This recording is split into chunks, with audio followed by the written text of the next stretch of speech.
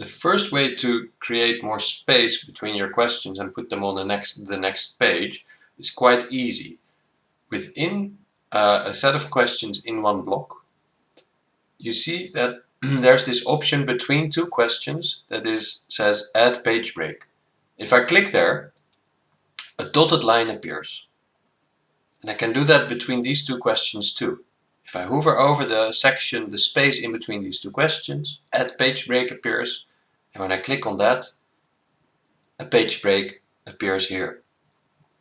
This means that when a participant is now completing these questions, the first matrix question is on page 1, then they have to click next to go to the multiple choice question and next again to go to the next matrix question.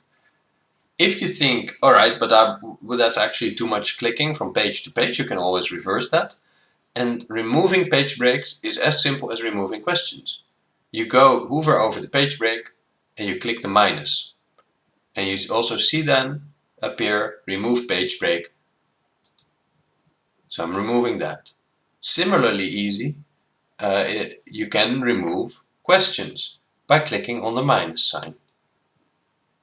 And there we go.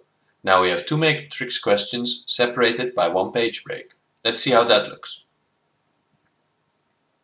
Here we go.